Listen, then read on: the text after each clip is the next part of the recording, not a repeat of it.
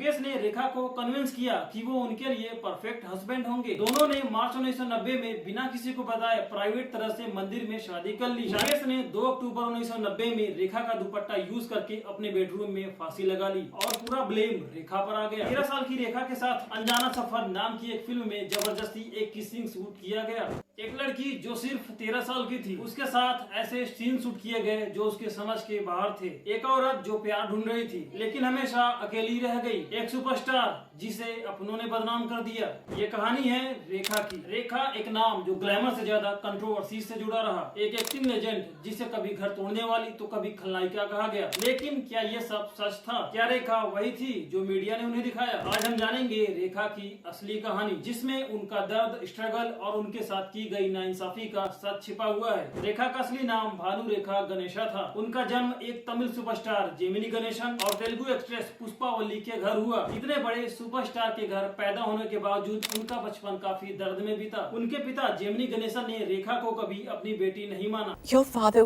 is Gemini Ganeshan, and your mother is Pushpa Valli, the actress. He moved out of your lives when you were very young. I was a baby. I don't really remember that. Do you remember a time when he was at home? No.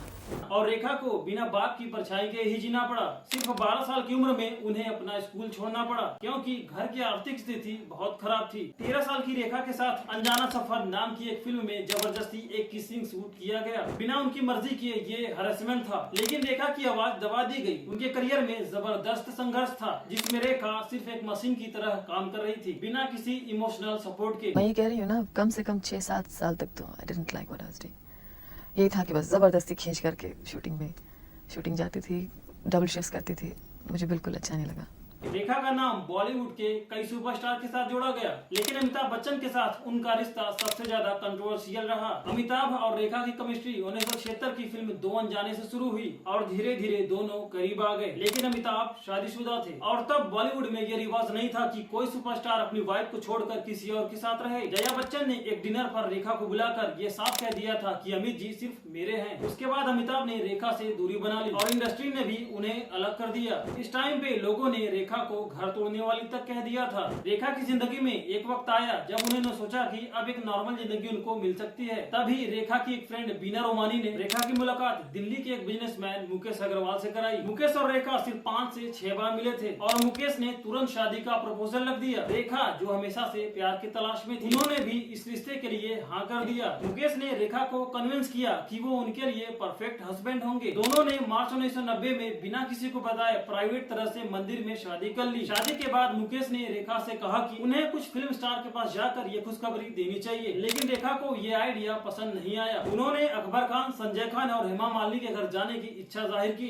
अपने एक friend को लेकर दोनों हेमा मालिनी के घर पहुंच गए। इस दौरान उन्हें हेमा मालिनी ने गौर से देखा और रेखा से कहा क्या ये बहुत अमीर है। इस पर उन्होंने हेमा मालिनी को कोई जवाब नहीं दिया। शादी के 24 घंटे बाद ही दोनों हनीमून के लिए लंदन रवाना हो गए। शुरुआती दिन अच्छे बीते क्योंकि पहली बार रेखा और मुकेश एक दूसरे के साथ वक्त बिता रहे थे, पर हफ्ते भर में ही रेखा को महसूस हुआ कि वो और मुकेश एक दूसरे से बिल्कुल अलग हैं। दोनों लंदन में एक हफ्ते से ज्यादा रहे। मुकेश ने 2 अक्टूबर 1990 में रेखा का दुपट्टा यूज करके अपने बेडरूम में फांसी लगा ली और पूरा ब्लेम रेखा पर आ गया। मुकेश ने अपने सुसाइड नोट में लिखा कि वो अपनी संपत्ति का कोई भी हिस्सा रेखा को नहीं देना चाहते हैं क्योंकि रेखा सक्षम है और खुद कमाई कर अपना गुजारा बेहतर तरीके से कर सकती है। मुकेश के सुसाइड के बाद मीडिया और बॉलीवुड ने रेखा को विलन बना दिया। कुछ रिपोर्ट्स की माने तो मुकेश की मां ने रेखा को डायन तक कह दिया था। बॉलीवुड के उस टाइम के बड़े एक्टर और डायरेक्टर ने भी रेखा के खिलाफ मीडिया में बयान दिए। फिल्म मेकर सुभाष घई ने कहा कि कोई रिस्पेक्टेड घर का लड़का रेखा से शादी नहीं करेगा। इस स्टेटमेंट के बाद रेखा की इमेज मीडिया में और बिगड़ गई। अनुपम खेर ने भी इनडायरेक्टली बोला कि रेखा की इमेज अब बॉलीवुड से खत्म हो चुकी है। ओमपुरी ने भी कहा कि रेखा जैसे लोग सिर्फ अपना इमेज बनाने में लगे रहते हैं, असली इमोशन उनके लिए कोई मतलब नहीं रखते। एक रिश्ता जो इमोशनल सहारे के लिए शुरू हुआ था वो सिर्फ 7 महीने में ही ट्रेजेडी बन गया। रेखा एक बार फिर अकेली रह गई। उनका नाम एक राष्ट्रीय खलनायिका के रूप में छाप दिया गया।